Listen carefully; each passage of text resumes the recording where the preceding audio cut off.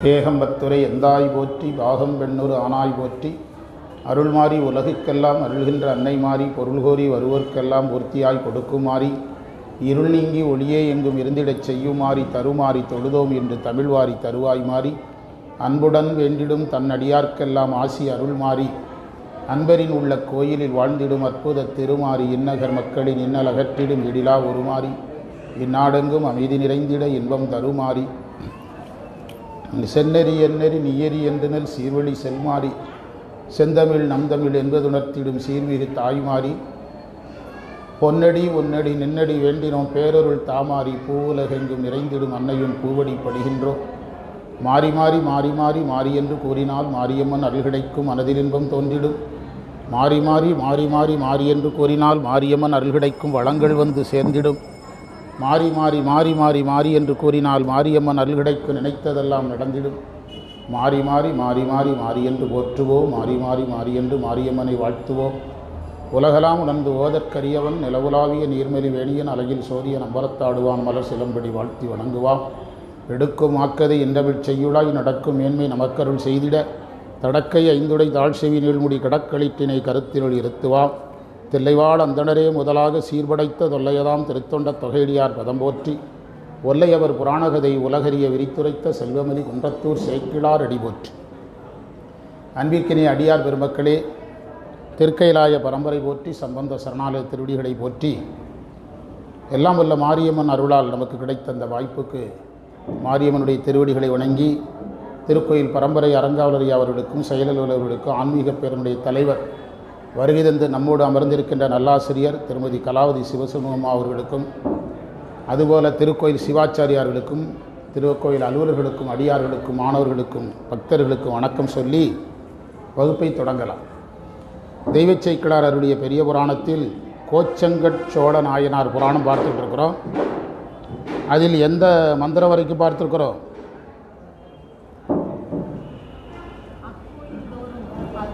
தில்லைக்கு சென்று பணி செய்தார்னு பார்த்தோம். அக்கோயில் தோறும் சிவனுக்கு அமுதுபடி முதலான மிக்க பெறும் செல்வங்கள் விருப்பினால் மிக அமைத்து திக்கனைத்தும் தனிச்செங்கோல் முறைநிறுத்தி தேர்வேந்தர் முக்கண் முதல் நடமாடும் முதத்தில்லை முன்னின்றார். அதெல்லாம் பார்த்துட்டோம். ஆமாம், எல்லாம் பார்த்துட்டோம். ஆமாம், அந்த நாயனார் புராணம் பார்க்க போகிறோன்னு சொல்லிட்டோம். திருநீலகண்ட யாழ்ப்பாண நாயனார் புராணம். திருநீலகண்டத்து பாணனார்க்கு அடியேன். திருநீலகண்ட யாழ்ப்பாணர் தான் திருஞான சம்பந்தர் பாடிய தேவாரங்களுக்கெல்லாம் பண்ணமைத்தவர். ஒரு அற்புதமான வரலாறு திருநீலகண்ட யாழ்ப்பாணருடைய வரலாறு. திருநீலகண்ட யாழ்ப்பாணர் ஞானசம்பந்தர் கூட போனதுனால தான் நமக்கு இந்த பன்னிசை கிடைத்தது. அதாவது ராஜராஜ சோழன் தில்லை கோயிலிருந்து திருமுறையெல்லாம் எடுத்தார்னு படிக்கிறோமல்ல, சினிமா படம் பார்க்குறோம், படிக்கிறோம். அதற்கு பிறகு இந்த பன்னிசையெல்லாம் அதற்கெல்லாம் திரும்ப அதை அமைக்க, திரும்ப அதை ஒழுங்குபடுத்த வேண்டிய தேவை ஏற்பட்டது. அப்போது இவருடைய குடும்பத்தில் உள்ள அந்த பரம்பரையை சேர்ந்தவங்க தான் இதை செய்து கொடுத்தாங்க. திருநீலகண்ட யாழ்ப்பாணர். திருநீலகண்ட யாழ்ப்பாணர் அவருடைய சந்ததி இல்லைன்னா நமக்கு இந்த பன்னிசைகள் கிடையாது. அது மட்டுமில்லை, ஞானசம்பந்தர் கூடவே பயணம் செய்து அவர் பாட பாட இவர் யாழில் பாடினார்.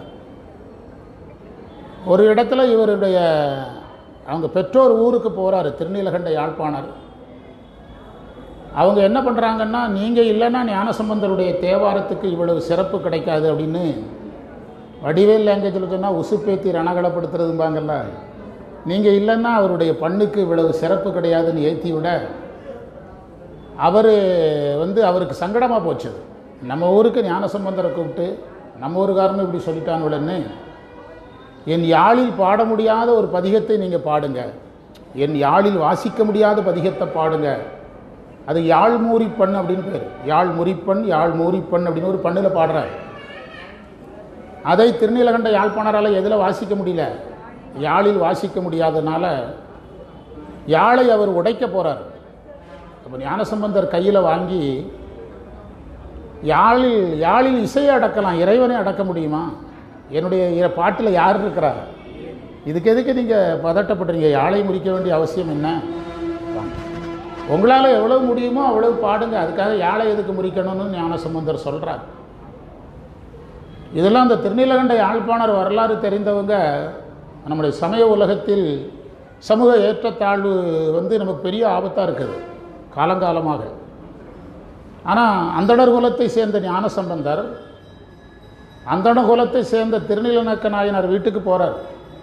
திருநீலநக்கன் அவர் அந்தணர், ஞானசம்பந்தருக்கு கல்யாணத்துக்கு வேள்வி வளர்த்ததே அவர் தான். அப்போ திருநீலநக்க நாயனார் சொல்கிறாரு, எங்கள் வீட்டில் இன்றைக்கி நைட்டில் தங்குங்கிறார். நான் தங்குறது பெருசில்லை, திருநீலகண்ட யாழ்ப்பாணரும் மனைவியோடு தங்குறாங்க, மதங்க சூளாமணியோடு தங்குறாங்கங்கிறார். அதில் என்ன பெரிய விஷயம்னு கேட்கக்கூடாது. அன்றைய சமூகத்தில் திருநீலகண்ட யாழ்ப்பாணர் குலம் எதாக கருதப்பட்டது? சமூகத்தில் தாழ்த்தப்பட்டதாக கருதப்பட்டது. தாழ்த்தப்பட்ட குலம் அல்ல, தாழ்த்தப்பட்டதாக கருதப்பட்டது. அப்படி தான் நம்ம சொல்லணும், கருதப்பட்டது. ஆனால் திருநீலநக்க நாயனார் அதை பற்றி யோசிக்கவே இல்லை. என்ன எங்கள் வீட்டில் அவங்களுக்கு தங்குறதுக்கு இடம் கொடுத்தா போச்சு அப்படின்னு ஒரு ரூம்பை காட்டுறாரு. அங்கே தான் அவர் டெய்லி வேள்வி வளர்க்கிற அறை.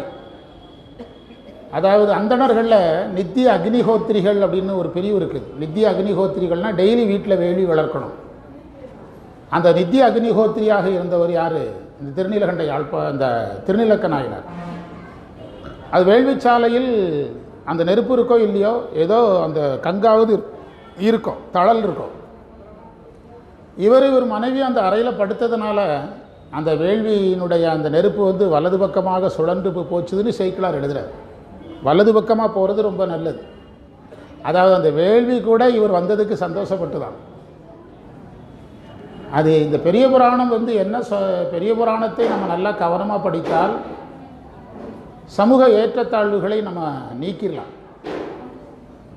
இவர் திருநாவுக்கரசர் அந்தணர் குலத்தை சேர்ந்தவர் அல்ல, வேளாளர். ஆனால் அவரை குருவாக ஏற்றுக்கொண்டவர் அந்தணர் அப்பூதியடிகள். என்ன தெரியுது, பெரிய புராண காலத்தில் என்ன கட்டமைப்பு பெரிய பாதிப்பை ஏற்படுத்தலை, ஜாதி கட்டமைப்பு பெரிய பாதிப்பை ஏற்படுத்தலை. ஆனால் இன்றைக்கு நமக்கு அது ஒரு பெரிய பாதிப்பாக இருக்கிறது. இடையில பாரதியார் போராடி பார்த்தாரு, எல்லாருமே போராடி பார்த்தாங்க. ஆனால் பெரிய புராணத்தை சரியாக பின்பற்றினா இந்த கட்டமைப்பிலிருந்து நம்ம என்ன செய்யலாம், வெளியே வரலாம். திருநீலகண்டத்து யாழ்ப்பாணர் திரு எருக்கத்தம்பொலியூரில், அவருடைய ஊர் பேர் திரு எருக்கத்தம்பொலியூரில் நிலை பெற்று வாழ்பவர். சிவபெருமானின் சீர்களை சிறப்புடைய தக்க யாழில் அமைத்து போற்றுபவர். செழிப்புடைய சோழ நாட்டில் உள்ள பதிகளில் வணங்கி சென்று மாடக்கூடல் என்னும் மதுரையில் மலைவில் ஏந்திய சிவபெருமான் நிலை பெற்று எழுந்தருளியுள்ள திரு ஆலவாயில் வாயிலை பணியச் சென்றார். அதாவது யாழில் பாடக்கூடியவர் சோழ நாட்டில் உள்ள பதிகளை எல்லாம் வணங்கிட்டு மதுரைக்கு போய் வழிபாடு செய்கிறதுக்காக போயிருக்கிறார் என்று ஆரம்பிக்கிறார். எருக்கத்தம்பொலியூர் மன்னி என்றால் நிலை பெற்றுன்னு அர்த்தம். மன்னுகத்தில்லை, நிலை பெருகத்தில்லை. நம்முடைய ரிலேஷன்ஷிப்பில் மன்னின்னு ஒரு ரிலேஷன் இருக்குது. யாருக்கு பேர் மன்னி? அண்ணன் மனைவிக்கு பேர் மன்னியா? எனக்கு தெரியாது, எனக்கு மன்னி. இப்போ நானும் சிவகுமாரன் வரும்போது எங்கள் கார் வெளியே போயிருக்குது, யாரோ எடுத்துகிட்டு போனாங்க. ஆக்டிங் டிரைவரு, கார் நம்பர் தெரியாது, எங்கள் கார் நம்பர் தெரியாது. எங்கள் கார் வெளியே வந்தது எங்கள் காரான்னு கேட்குறேன் இவர்கிட்ட. அந்த ஏன் அவங்களுக்கு மன்னின்னு பேர் வந்ததுன்னு ஆராய்ச்சி பண்ணுவோம். வேறு ஒரு குடும்பத்திலிருந்து புறப்பட்டு வந்து இங்கே என்ன செஞ்சுட்டாங்க, மன்னிட்டாங்கன்னு அர்த்தம், நிலையாயிட்டாங்க. அந்த அந்த ஆடவனுடைய சொத்துக்கு பங்குக்குரியவங்களாயிட்டாங்கல்ல, அப்போவே நிலை பெறுதல் வந்துடுறதில்ல. மன்னி வாழ்பவர் இறைவன் தன் சீர் திருத்தகும் யாழிலிட்டு பரவுவார். யாழில் வச்சு பாடுறவர். அது அந்த வரியை நல்லா கவனிக்கணும். அதாவது இசையை சைவம் ரெண்டாக பிரிக்குது. நீங்கள் இந்த மார்கழி மாதமெல்லாம் சென்னை போனீங்கன்னா இசை சங்கமம்னு மண்டபங்கள் தோறும் நடந்துகிட்ருக்கோம். வாய்ப்பாட்டு தான் அதிகமாக இருக்கும். அந்த சங்கீத ஆவர்த்தனங்கள், ஆரோகணம் அவரோகணம் ஆவர்த்தனம் இதுதான் இருக்குமே தவிர, அப்படியே மீறி பாடினாலும் தெலுங்கு கன்னட பாடல் தான் இருக்கும். நமக்கு பெருசாக ஒன்றும் புரியாது. சைவம் ஒரு விஷயத்தில் ரொம்ப கவனமாக இருக்குது. இசையை தனியாக எடுத்துக்கொள்வதில்லை, மறந்துடாதீங்க. சைவத்தில் எதை எடுக்க மாட்டாங்க, வாய்ப்பாடு தனி இசை எடுக்க மாட்டாங்க. இசை எதுவாக வேண்டுமானாலும் இருக்கலாம். ஆனால் கட்டாயம் இறைவனுடைய புகழ் அதில் பாடப்பட்டிருக்கணும். இறைவன் புகழ் இல்லாத இசையை சைவம் என்ன செய்வதில்லை, எடுத்துக்கொள்ள. தெளிவாக ஞாபகம் வச்சுடுங்க. இப்போ இந்த ஆனாய நாயனார் புல்லாங்குழல் வாசிக்கிறார், மாடுகளை மேய்க்கிறாரு, கொன்றை மரங்கள் இருக்கிற பகுதியில் புல்லாங்குழல் வாசிக்கிறாரு. அவருடைய புல்லாங்குழல் இசையை கேட்டு சிவபெருமானே வந்துடுறாரு. அங்கே இங்கே வாசித்த மாதிரியே கையிலையில் வந்து வாசிங்கன்னு கூப்பிட்டுட்டு போயிடுறாரு. யார? ஆனாய நாயனாரை. ஆனால் அங்கே சேக்கிழார் ஒரு வரி வச்சார். என்ன வரினா, புல்லாங்குழல் வாசித்ததற்காக அல்ல, புல்லாங்குழலில் அவர் எந்த எழுத்தை வைத்து வாசித்தார்? 5 எழுத்தை, சிவனுடைய மந்திரத்தை வைத்து வாசித்தார். அதாவது தமிழ் இசைக்கும் கர்நாடக இசைக்கும், தமிழ் பண்ணிசைக்கும் கர்நாடக இசைக்குமான வேறுபாடு என்னன்னா, என்ன வேணாலும் பாடலாம், யாருடைய புகழ் இருக்கணும்? கம்பல்சரி இறைவன் புகழ் அதில் இருக்கணும். வெறும் வாய்ப்பாட்டுக்களை பன்னிசையில் எடுத்துக்கொள்ள மாட்டாங்க. இப்போ நீங்கள் பன்னிசை படிக்கிறீங்களா? வருஷக்கணக்காக 4 வருஷத்துக்கு மேலே படிக்கிறீங்க. வாய்ப்பாடுன்னு ஏதாவது கிளாஸ் இருக்கா? பாட்டை எடுத்து பாடிக்கிட்டே இருக்கணும். யாரை பாடிக்கிட்டே இருக்கணும்? இறைவனை பாடிக்கிட்டே இருக்கணும். அது ஒரு விரிவான செய்தி, சைவத்தில் நுட்பமான செய்தி. அதனால் யாழில் இட்டு பரவுவார். அது அவருக்கு சிறப்பு கிடைத்ததே அதனால தான். செழுஞ்சோநாட்டில், சோநாடுனா சோழ நாடு, சோநாட்டில் விருப்புறு தானமெல்லாம் பணிந்து அவர் விரும்புகின்ற எல்லா கோயிலுக்கும் போய் வழிபாடு செய்கிறார். நம்ம பல முறை கோயிலில் இதை தான் சொல்லிக்கிட்டே இருக்கிறோம். தல யாத்திரை, திருக்கோயில் பணி, சிவபூஜை, சிவனை நினைத்தல், ஞான நூல் கேட்டல், இவ்வளவுதான். சைவத்தில் இதுக்கு மேலே எதுவுமே கிடையாது. சைவத்தில் என்ன இருக்குன்னா நிறையா இருக்குன்னு பயங்காட்டிக்கிட்டே இருப்பாங்க. நாங்கள் தான் இவ்வளவு தான் இருக்குதுன்னு சொல்கிறோம். தல யாத்திரை போங்க, இறைவனுக்கு வேலை செய்யுங்க, அடுத்தது சிவ பூஜை பண்ணுங்க. மாரியம்மனை பூஜித்தாலும் சிவ பூஜை தான். வாய்ப்பு இருக்கும் போதெல்லாம் இறைவனை நினைங்க. நின்றும் இருந்தும் கிடந்தும் நடந்தும் நினைங்க. நின்றாலும் நடந்தாலும் கிடந்தாலும் நினைங்க. முருகருடைய பாடல் ஒன்று உண்டு, அழுதாலும் தொழுதாலும் விழுந்தாலும் எழுந்தாலும் அப்படின்னு ஒரு பாட்டு உண்டு. எல்லா நிலையிலும் இறைவனை நினைங்க, துஞ்சல் இல்லாத பொழுதும் நினைங்க, ஞான நூல்களை கேளுங்க. சைவத்தில் இதுக்கு மேலே சாதனமே கிடையாது. யார் வேணாலும் சைவம் பண்ணலாம். சோநாட்டில் விருப்புறு தானமெல்லாம் பணிந்து போய் விளங்கி கூடல் பருப்பதம் சிலையார் மன்னும். பருப்பதம்னா மலை, மலையை வில்லாக விளைத்த இறைவனுடைய திரு ஆலவாய் என்று சொல்லக்கூடிய மதுரையில் போய் பணிய சென்றார்.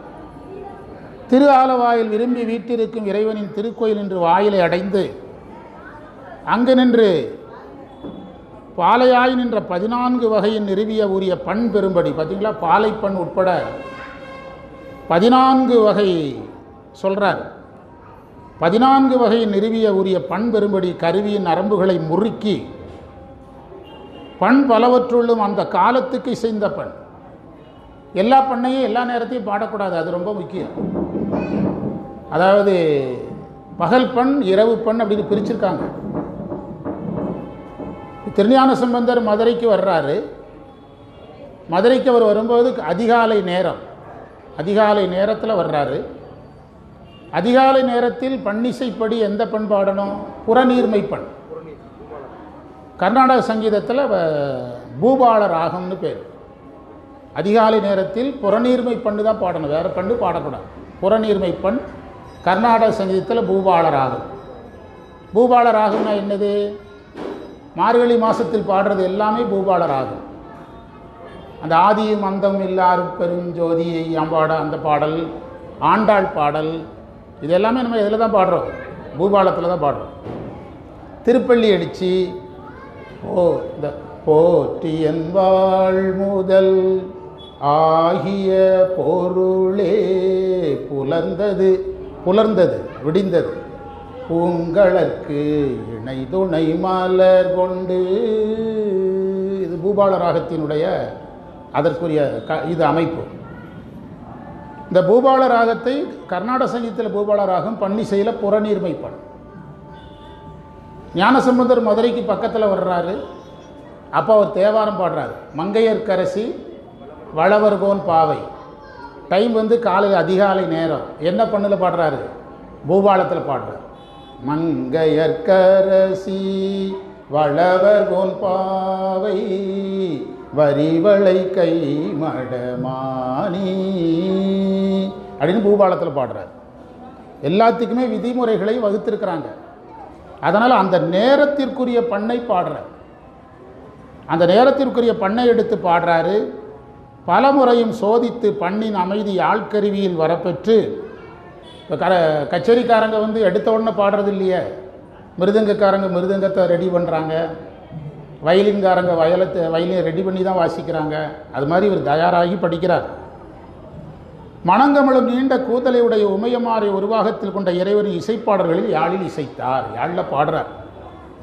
ஆலவாய் அமர்ந்தார் கோயில் வாயிலை அடைந்து நின்று பாலை ஈரேழு கோத்த பண்ணினில். இதில் என்ன ஆச்சரியம்னா, சேக்கிழார் கதை சொல்கிறது தான் அவருடைய வேலை. பன்னிசையை எடுத்து அவர் பேச வேண்டிய கட்டாயம் கிடையாது.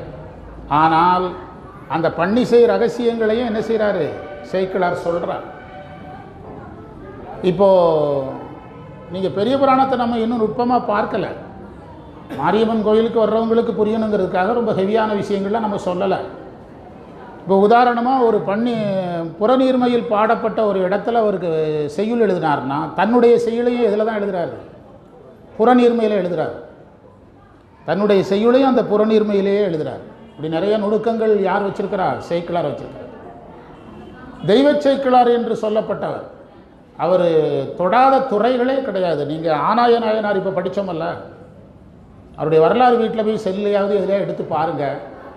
புல்லாங்குழல் எப்படி செய்யணும்னு எழுதியிருக்கிறார். புல்லாங்குழல் வாசிக்கிறது வேறு, எப்படி செய்யணுங்கிறத கூட எழுதியிருக்கிறார்.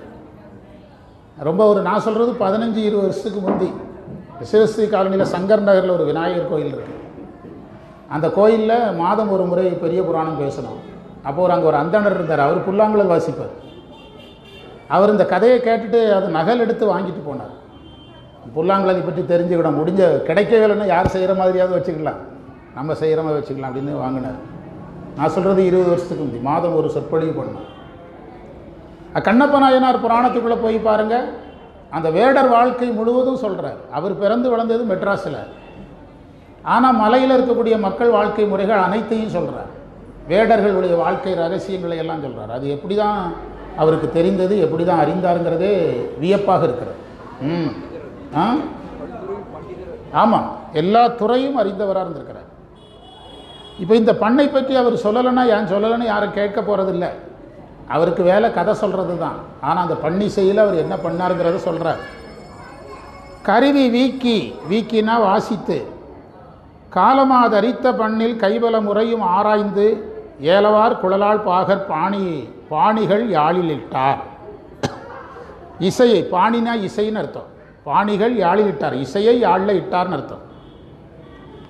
அப்பாணனாரின் யாழ்கருவில் இடப்பட்ட பாடலை மதுரையில் திருவாலவாயில் வீட்டிருக்கின்ற சவுந்தரபாண்டியனான மன்னர் தாம் ஒரு உள்ளத்தில் கொண்டருளி தாம் தொண்டர்களுக்கெல்லாம் அன்றைய கனவிலே தோன்றி ஏவியபடி அந்த அடியார்கள் மறுநாள் சிவனருளை பெற்ற பெரும்பாணனாரை பகைவரின் திரிபுரங்களை எரித்த இறைவரின் திருமுன்பு கொண்டு புகுத்தனர். அந்த பாடலை மதுரையில் திருவாலவாயில் வீட்டிருந்த சவுந்தரபாண்டியராகிற மன்னர் கேட்குறாரு. தொண்டர்களிடத்துலலாம் கனவுல சொல்கிறாரு, இந்த மாதிரி யாழ்ப்பாணர் வந்து வாசிக்கிறாரு பாடுறாருங்கிற செய்தியை சொல்கிறாரு. மறுநாள் சிவனருளை பெற்ற பெரும்பாணனாரை பகைவரின் திரிபுரங்களை எரித்த இறைவனுக்கு திருமுன்பு கொண்டு வந்து நிறுத்துகிறாங்க. திருநீலகண்ட யாழ்ப்பாணர் கோயிலுள் செல்ல தகாத அது குறிப்பில் இருக்குது, கீழே கொடுத்துருக்காங்க. அந்த காலத்தில் எங்கே விட மாட்டாங்க, கோயிலுக்குள்ளே விட மாட்டாங்க. அதில் உரையில் கொடுத்துருக்காங்க. நான் அதை முதல்ல நாகரிகமாக அதை சொன்னேன். அது அந்த காலத்தில் இருந்த சூழல். ஆதலால் இறைவரின் திருவுள்ளப்படி அடியார்கள் அவரை கோயிலுக்கு என்ன செஞ்சாங்க, அழைத்து வந்தார். நமக்கு திருநாளை போவார் வரலாறு தெரியும், இந்த வரலாறு நமக்கு தெரியாது. அதற்கு கோயில் யாரும் காரணம் கிடையாது. நான் அடிக்கடி சொல்லுவேன், அந்த திருநாளை போவார் புராணத்தை எடுத்து படித்தால் சிதம்பரத்தில் இருந்த எந்த அந்தணரும் அவரை தடுக்கலை. சிதம்பரம் வீதி வீதியாக சுற்றுறாரு, ஒரு அந்தணர் கூட நீங்கள் யாருன்னு கேட்கல. அந்த திருநாளை போவாரை பொறுத்தளவில் அவருக்கு வந்து உளவியல் ரீதியான பிரச்சனை, இன்ஃபீரியாரிட்டி காம்ப்ளெக்ஸ். நாம் எந்த சமூகத்தில் பிறந்துட்டோம், ஒரு தாழ்ந்த சமூகத்தில் பிறந்துட்டோம். இன்ஃபீரியாரிட்டி காம்ப்ளெக்ஸில் கஷ்டப்பட்டவர் யார், திருநாளை போ. அதுக்கு வந்து யாரும் அவரை தடுக்கவே இல்லை. அந்த இன்ஃபீரியாரிட்டி காம்ப்ளெக்ஸை எடுக்கணும்னா வேறு வழியே கிடையாது. சாமி பார்த்தாரு, எதில் இறங்கி வெளியே வர சொல்கிறாரு, நெருப்பில் இறங்கி வெளியே வர சொல்கிறாரு. அப்போ அவருடைய தோற்றமெல்லாம் மாறணுன்னா அவருக்கு ஒரு திருப்தி ஆகிடுது. ஆனால் அந்த புராணத்தில் எந்த ஒரு இடத்திலும் யாரும் அவர் கையை பிடிச்சி நீங்கள் யார், எந்த ஊர், எந்த ஜாதின்னு என்ன செய்யலை, கேட்கவே இல்லை. இவரை பொறுத்தளவில் சமூக அமைப்பு, சமூகத்தில் இருக்கின்ற அன்றைக்கு இருந்த சூழல், சமூக சூழல், அதனால் இறைவனுக்கு முன்னால் அழைச்சிட்டு வர்றாங்க. மற்றவர் கருவி பாடல் மதுரை நீ பாட மதுரை நீடல் ஆலவாயில் கொற்றவன் திருவுள்ளத்து கொண்டுதன் தொண்டர்க்கெல்லாம் அற்றைநாள் கனவில் ஏவ அருட்பெரும் பாணனாரை தெற்றினார் தெற்றினார்னா பகைவர், புறங்கள் செற்றார்னா அழித்தவர், திருமுன்பு கொண்டு புக்கார் என்று பாடுகிறார். அடியார்கள் அழைத்து கொண்டு கோயிலில் புகுந்தபோது இது தையல் பாகராயன இறைவன் பெரிய ஆணையே ஆகும். அவருக்கு தெரிஞ்சிச்சு இறைவன் தான் அந்த மாதிரி ஒரு உத்தரவை பிறப்பித்திருக்கிறாரு. மக்கள் சமூக ரீதியாக பிரிந்து கிடைக்கிறது யாருக்கே பிடிக்கலை, சாமிக்கே பிடிக்கலை. இன்னொரு செய்தி நமக்கு தெரியுது, எல்லாரும் பக்தர்களாக மாறிட்டோம்னா எதை உடைச்சிடலாம், இந்த சாதி கட்டமைப்பை என்ன செஞ்சிடலாம், உடைத்திடலாம். எல்லாரும் பக்தர்களாக மாறிட்டோம்னா ஜாதி கட்டமைப்பை உடைத்திடலாம். மிக்க இறைவரின் பெரிய ஆணையே ஆகும் என்று தமக்கு உணர்வினுள்ளே உண்மை புலப்பட பெற்றதால் நிலைபெற்ற பெரும் பாணனாரும் பெரிய வேதங்களை பாடவல்ல சோமசுந்தர பெருமான திருமுன்பு இருந்து கொண்டு அந்த ஆலவாய் பெருமானை பாடினார். இறைவன் தான் நமக்கு ஒரு உத்தரவு பிறப்பித்திருக்கிறாரு. அது நமக்கு என்ன நல்லது நடந்தாலும் இது யாருடைய கருணைன்னு சொல்லணும், அது பழகிடணும் எல்லாருமே. நான் முயற்சி செய்ததுனால இது நடந்ததுன்னு சமயத்துறையில் சொல்லக்கூடாது. மாணிக்கவாசகர் சொல்கிறார் பாருங்க, கருணையினால் ஆண்டு கொண்ட இறைவன் நான் சரியை செய்ததால் எனக்கு அருள் செய்யவில்லை, கிரியை செய்ததால் அருள் செய்யவில்லை, யோகம் செய்ததால் அருள் செய்யவில்லை, ஞானம் செய்ததால் அருள் செய்யவில்லை, கருணையினால் ஆண்டு கொண்டார். இறைவன் எனக்கு உதவியது கருணையினால். நான் தீவிரமாக வழிபாடு செய்தேன், தொடர்ந்து 13 நாட்கள் கோயிலுக்கு சென்றேன், விரதம் இருந்தேன். அப்படிங்கிற காரணங்களை நாமே என்ன செய்யக்கூடாது, சொல்லக்கூடாது. இறைவனுடைய கருணை எனக்கு இந்த நன்மை கிடைத்தது. எந்த ஒரு தெய்வமும் நம்முடைய தகுதிகளை ஆராய்ச்சி பண்ணுனா நாம் இவ்வளவு நல்லா இருக்க முடியாது. நான் அடிக்கடி ஒரு வரியை சொல்லிட்டு ஒரு நினைவின்றி ஆண்டு கொண்ட மாணிக்கவாசகர் இறைவனை பார்த்து மதிமயங்கிங்கிறார்.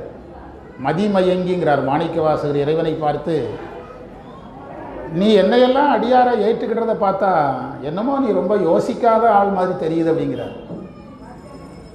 நம்மை பற்றி இறைவன் ரொம்ப யோசித்தா நம்மை அடிமையாக செய்ய முடியாது, வைக்க முடியாது. உனக்கு பொறாமை இருக்கிறது, உனக்குள் கோபம் இருக்கிறது, உன்னிடத்தில் சாந்தம் இல்லை, நட்பு இல்லை, அன்பு இல்லை, இதையெல்லாம் காரணமாக வைத்து நான் உன்னை அடிமையாக ஏற்க விரும்பவில்லைன்னு சொன்னால் என்ன செய்வீங்க? ஆனால் இறைவன் என்ன செய்யலை, அப்படி யோசிக்கலை. இந்த தந்தது உந்தன்னை இப்போ தான் நடத்தணும். தந்தது உந்தன்னை கொண்டது எந்தன்னை சங்கரா ஆர்வலோ சதுர அந்த ஒன்றில்லா ஆனந்தம் பெற்றேன் யாது நீ பெற்றதொன்று என்பால் சிந்தையே கோயில் கொண்ட எம்பெருமான் திருப்பெருந்துறை ஒரு சிவனி எந்தைய ஈசா உடலிடம் கொண்டா யானிதற்கிலனோர் கைமாறு. அதில் என்ன சொல்கிறாரு, நீ என்னை பெற்றுக்கொண்டு பேரின்பத்தை தந்தாய், என்னை பெற்றுக்கொண்டதனால் உனக்கு என்ன லாபம் அப்படின்னு கேட்குறாரு. இப்போது நீங்கள் போகிற வழியில் கேரட் விற்கிறாரு ஒருத்தர், ஒரு வியாபாரி கொய்யாப்பழம் விற்கிறாருன்னு வச்சுடுவோமா, கேரட் விற்க மாட்டான், கொய்யாப்பழம் விற்கிறதா வச்சுடுவோம். நீங்கள் 1 கிலோ கொய்யாப்பழம் வாங்கிட்டு வரீங்க உணர்ச்சி வசப்பட்டு, எத்தனை ரூபா கிலோ அப்படின்னு கேட்குறாங்க வீட்டில் யாரோ. 1 கிலோ 70 ரூபா சொன்னார், 100 ரூபா வரும், பரவாயில்ல புத்திசாலித்தனம் நான் பாராட்டுறேன் அப்படின்னு சொன்னாங்கன்னா எத்தனை ரூபா லாபம் வருது? 70 ரூபாய் கொடுத்து 100 ரூபா பொருளை வாங்கியிருக்காங்கன்னு தானே பாராட்டுவாங்க. மாணிக்கவாசகர் கேட்குறாரு, நீ விலை உயர்ந்த விலை மதிக்க முடியாத பொருள், நான் ஒரு சாதாரண மானிடம், என்னை வாங்கிட்டு ஒன்றை தந்திருக்கிறேன்னா இந்த வியாபாரத்தில் யார் எனக்கு தான் லாபம். சதுரர் என்பதற்கு பொருள் என்ன, நன்மை எனக்கு, திறமைசாலி அல்ல, நன்மை யாருக்கு தான் அதிகம், எனக்கு தான் அதிகம். அப்படி யாராவது இன்னொருத்தருக்கு நன்மை கிடைக்கிற மாதிரி விடுவாங்களா? இப்போ நீங்களே ஒரு கடையில் போய் 1 பவுன் நகை எடுத்துகிட்டு, இங்கே நகை எடுத்ததுனால நமக்கு ஒரு 5000 ரூபா லாபங்க, கடைக்கார் விவரம் இல்லைன்னு மட்டும் சொல்லி பாருங்கள், கடையை விட்டு எந்திரிச்சு ஓடி வந்துடுவார். வந்து அதுக்கான காரணங்களை ஆராய்ச்சி பண்ண ஆரம்பிச்சிடுவார். நீங்கள் சொல்ல முடியுமா அப்படி? நீங்கள் தந்த பணமும் நான் தந்த நகையும் சரின்னா தான் விடுவாங்க பிஸ்னஸில். ஆனால் மாரியம்மனுக்கு நமக்கு இடையில் நடக்கிற வியாபாரத்தில் மாரியம்மன் விலை மதிக்க முடியாத பொருள், நாம் குறைவுடைய உயிர். நம்மை பெற்றுக்கொண்டு மாரியம்மன் யாரை தருகிறது, தன்னை தருகிறது. அதுதான் இந்த பெருங்கருணைன்னு சொல்கிறோம். அதைத்தான் இங்கே நாம் பார்க்குறோம். இது இறைவனுடைய ஆணை. ஆணைனா அருள் என்று பொருள் என்று உணர்த்தலமா. மண்பெரும் பாணனாரும் மாமரை பாடவல்லார். மாமரை பாடவல்லாருங்கிறது ரொம்ப முக்கியம். அதாவது இவர் யாழில் பாடுறாரு, ஆனால் எந்த இறைவன் முன் பாடுகிறாரோ அந்த இறைவன் வேதம் பாடக்கூடியவர்னு சொல்கிறார். இந்த இடம் ஒரு அழகான இடம். சைவர்கள் சிந்திக்க வேண்டிய இடங்களில் இது ஒரு இடம். இவர் யாழில் தமிழ் பாட்டு பாடுறாரு. திருநிலையாகண்ட யாழ்ப்பாணர் வேத மந்திரம் சொல்லியிருப்பாரா? சொல்லியிருக்க வாய்ப்பு கிடையாது. யாழில் எதை வைத்து பாடியிருக்க முடியாது. அப்படியே மரபும் கிடையாது. யாழில் வேத மந்திரத்தை வாசிக்கிற மரபும் கிடையாது. இறைவனுக்கு முன்னால் உட்காந்து பாடுறாரு. இறைவன் இவருடைய பாட்டை கேட்குறாரு. சேக்கிலார் சொல்கிறாரு, அந்த இறைவன் வேதம் பாடுறவர் அப்படிங்கிறார். அதில் இருக்கிற குறிப்பு என்னென்னா, வேதம் பாடுகிற இறைவன் இவர் பாட்டை கேட்குறார். அப்போ இறைவனுக்கு வேதமும் பிடிக்கும், இவருடைய பாட்டும் பிடிக்கும் என்று பொருள். சரியா? பாட்டும் பிடிக்கும். இறைவனுக்கு மொழி எதுங்கிறது பிரச்சனை இல்லை. அந்த மொழியை நாம் உணர்ந்து சொன்னமாங்கிறது தான் முக்கியம். அந்த மொழியை நாம் உணர்ந்து சொன்னமாங்கிறது தான் முக்கியம். ஞானசம்பந்தர் பாடின உடனே திருமறை காட்டில் கதவு பூட்டிச்சுது. திருநாவுக்கரசர் பாடி திருமறை காடு கதவு திறந்துச்சுது. ஞானசம்பந்தர் பாடி பூம்பாவை சாம்பலிருந்து வெளியே வந்தாங்க. அப்பூதியடிகள் பாடி பாம்பு கடித்தவன் உயிர் படுத்து வந்தார். நம்ம அதே பாட்டை நம்ம பாடினோம், எதுவுமே வராது. முதல்ல பாட்டே வராது. அந்த கேள்வி தான் சார் முக்கியம். அதை விட பன்னிசையோடு நீங்கள் கரெக்டாக பன்னிசையில் பாடுங்க. ஏன் வரல? அதே பாட்டை பாடி இறந்து போன ஒருவரை நம்ம உயிரெழுப்பிய வரலாறு நமக்கு வந்திருக்குதா? இல்லையே. என்ன காரணம்னா, என்ன மொழி என்பதல்ல, பாடியது யாருங்கிறது தான் முக்கியம். என்ன மனநிலையில் அவர் பாடினார், எந்த பக்குவத்தில் பாடினார், அந்த பக்குவம் தான் அதில் முக்கியம். மொழிங்கிறது எல்லா மொழிகளும் சிறந்ததுங்கிறது நம்ம கொள்கை. எல்லா மொழிகளும் உயர்ந்தது. ஒரு குறிப்பிட்ட மொழியின் பற்றின் காரணமாக ஒரு மொழியை உயர்த்தியும் ஒரு மொழியை தாழ்த்தியும் சொல்லுவது ஒரு ஆரோக்கியமான சூழல் கிடையாது. என்ன சொல்கிறீங்க? ஒவ்வொரு மொழிக்கும் ஒரு தனிச்சிறப்பு இருக்குது. வேத மந்திரத்தை எடுத்துக்கிட்டிங்கன்னா உலகத்திலே அதனுடைய ஓசையை அடிக்கிறதுக்கு மொழியே கிடையாது அப்படின்னு அறிவியல் அறிஞர்களே ஏற்றுக்கிட்டாங்க. சமஸ்கிருத மொழியில் சொல்லப்படுகின்ற மந்திர ஓசையை அடிப்பதற்கு உலகத்தில் மொழியே கிடையாது. சிவார்ப்பணம். அதாவது கம்ப்யூட்டரில் சில எழுத்துக்களை வடிவம் மாற்றினா தான் கம்ப்யூட்டருக்குள்ளே பொருத்த முடியும். கம்ப்யூட்டரில் எல்லா மொழியையும் அப்படியே ஏற்ற முடியாது. அந்த மொழியில் எழுத்துக்களில் சில வடிவங்களை மாற்றினா தான் ஏற்ற முடியும். வடிவம் மாற்றாமலே கம்ப்யூட்டரில் ஏற்றப்பட்ட மொழிகளில் சமஸ்கிருதம் தமிழெல்லாம் முக்கியமானது. சமஸ்கிருதம் தமிழெல்லாம் வடிவம் மாற்றாமலே அப்படியே கம்ப்யூட்டரில் ஏற்றியிருக்கிறாங்க. அப்படின்னா ஆயிரக்கணக்கான ஆண்டுகளுக்கு முன்பே இந்த மொழி ஒரு நல்ல அமைப்பில் இருந்திருக்கிறது. அது சமஸ்கிருத மொழி ஓசையை அடிப்படையாக, ஓசையில் தான் அதுக்கு பெருமை, மிகப்பெரிய பெருமை ஓசை. தமிழ் மந்திரத்துக்கு பெருமை என்னதுன்னா, பாட பாட உருகணும், காதலாகி கசிந்து கண்ணீர் மல்கி ஓதுவார். நீங்கள் தமிழில் எந்த மந்திரத்தை பாடினாலும் இதை செய்யணும்.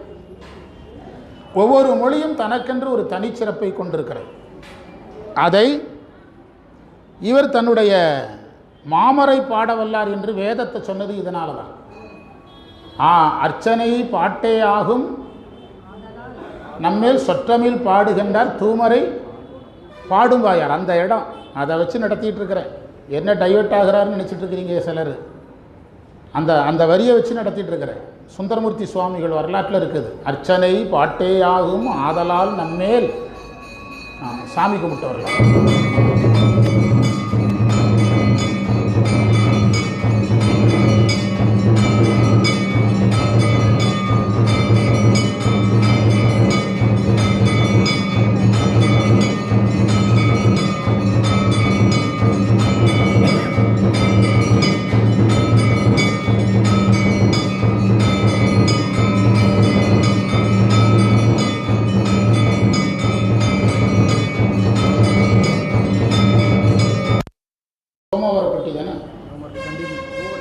மூவர் கண்டியம்மன் கோயில் சோமவாரப்பட்டியில் திருவாசகர் கோயில். காலை 10 மணிலிருந்து பிற்பகல் 1 மணி வரைக்கும் உணவு வழங்கி அடியார்களை அனுப்பி வைப்போம்.